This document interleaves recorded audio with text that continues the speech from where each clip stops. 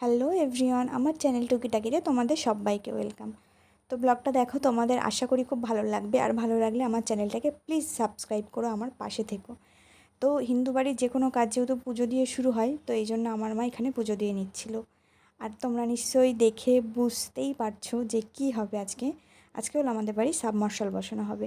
অনেক দিনের ইচ্ছে ছিল, টাকার অভাবে হয়ে ওঠেনি, কিন্তু আজ সেটা সম্ভব হচ্ছে। হ্যাঁ, এটা সম্পদও আমাকে মা।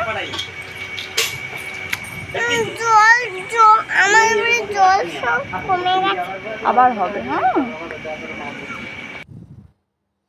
তো এই যে এরা এখানে বোরিংয়ের কাজ শুরু করে দিয়েছে। বোরিং করা মানে হচ্ছে ওদের পাইপগুলো দিয়ে আগে অনেক দূর পর্যন্ত গর্ত করে নেবে, মানে অনেক দূরই। তো এই যে মিস্ত্রির জন্য আমি একটু চা বানাচ্ছিলাম।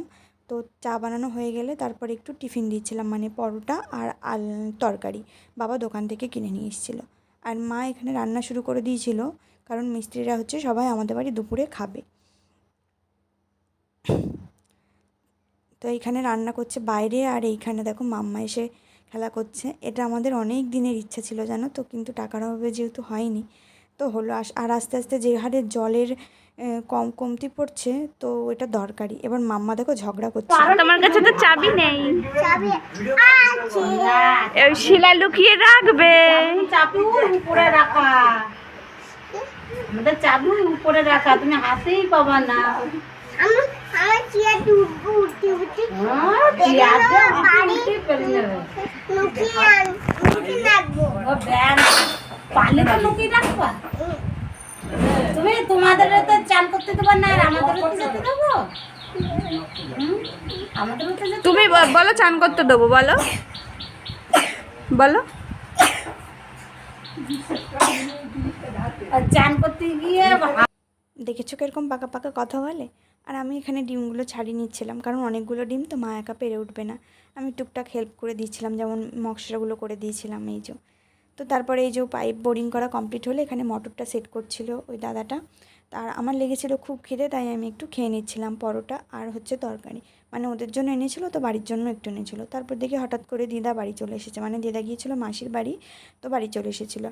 আর এখানে আমাদের বাড়ির পাইপগুলো সেট করছিলো, মানে ওরা আগে না ওদের পাইপ দিয়ে বোরিং করে নেয়, তারপরে আমাদের পাইপগুলো বসায়। তো যেহেতু খুব গরম পড়েছিল, সেই জন্য আমি ওদের একটু গ্লুকন্ডি দিচ্ছিলাম। আর রোদে কাজ করতে কীরকম কষ্ট সেটা তো তোমরা সবাই জানো। তো সেই জন্য যতটা পাচ্ছিলাম ওদের জলের সাপ্লাই দিচ্ছিলাম, আর গ্লুকন্ডি, লেবু জল এগুলো করে করে দিচ্ছিলাম। আর মাসি দেখো তেঁতুল পাঠিয়েছে, আমি তেঁতুল খেতে খুব ভালোবাসি সেজন্য। আর আচারও পাঠিয়েছে, কিন্তু এটা মিষ্টি আচার, সেই জন্য আমার ভালো লাগে না। আমার একটু টক ঝাল আচার বেশি ভালো লাগে। আর গরমে দেখো রকি সানের উপরে কী করে শুয়েছে, আর আমি রকি বলে ডাক দিয়েছিলাম বলে ও এদিক ওদিক দেখছিল। তো তোমরা এবার দেখতে পাবে যে ওরা এই পাইপগুলো যে বসিয়েছিল বোরিং করার জন্য, সেই ওদের পাইপগুলো ওরা এবার সেগুলো তুলবে। তো তোমরা দেখবে কি কষ্ট করে ওরা তোলে, মানে দুটো পয়সার জন্য মানুষ কিভাবে কষ্ট করে, সেটা তোমরা এই ভিডিওটা দেখলেই বুঝতে পারবে। দেখো ওদের একটু ভয়ও করছিল না, আমার তাই ভয় করছিল। আর এই যে বাঁশগুলো কেমন দুলছিল, আমারই ভয় করছিল। তো আমাদের কাজ, ওদের কাজ অর্ধেক কমপ্লিট, আর মায়ের রান্না পুরো কমপ্লিট এখানে। তো এবার হচ্ছে আমাদের পাইপগুলো বসানো হবে। তো দেখো এই যে আমাদের পাইপগুলো বসাচ্ছিল এইগুলো। এগুলো হচ্ছে আমার বাবা আগের দিন রাত্রেবেলা থেকে দোকান থেকে মানে কিনে নিয়ে এসেছিলো, যে সমস্ত জিনিসপত্র লাগে সবগুলোই কিনে নিয়ে এসেছিলো। প্রচুর পাইপ দিয়েছিল, যেহেতু সাবমার্শাল অনেক নিচে, মানে অনেক নিচে, মানে অনেক পাতালের জল ওঠে। তো এই যে আমাদের মোটরটা বসে গেল, দেখতেই পেলে যে তারের মাধ্যমে অনেকটা নিচেই মোটরটা দেয়া হয়েছে। তো এই যে আমাদের মোটরটা বসে গেল, আমাদের কত দিনের স্বপ্ন পূরণ হলো। তো এই যে দেখো আমাদের মোটরে জল উঠছে, আর এখানে ওরা খাওয়া দাওয়া করছে। তো খাওয়া দাওয়া হয়ে গেলে হচ্ছে বাবা পেমেন্ট দিচ্ছিল লেবারদেরকে মিটিয়ে, তো ওরাই সেই টাকাগুলো গুনে নিচ্ছিল। তো মোটরের জলে ভাই একটু হাত দিয়ে দেখছিল যে ঘোলা কিনা। তো সাধারণত প্রথম দিন একটু ঘোলাই ওঠে, কিন্তু আমাদেরটা বেশি ঘোলা উঠেনি, হালকা একটু বালি ছিল, মানে না থাকার মতোই ছিল এরকম। তো আমিও একটুখানি দিচ্ছিলাম আর কি, ঠান্ডা জলগুলো। তো দুপুরেই কাজ বাজ প্রায় কমপ্লিট হয়ে গেছিলো, 3টে সাড়ে 3টের মধ্যে। তারপরে আমি চলে গিয়েছিলাম একটু বড় বৌদিদের বাড়ি। তো সেখানে গিয়ে দেখো মাম্মা আমাকে খরগোশগুলো এনে দিচ্ছিলো, মানে পলাশদা আমার দাদা হয় একটা, মামির ছেলে হয়, তো ও হচ্ছে গিয়ে এই খরগোশগুলো পোষে। আর মাম্মা দেখো খরগোশের ছানাগুলোকে এনে আমার কোলে দিচ্ছিলো, আর ওরা চুপ করে আমার কোলে বসেও ছিল।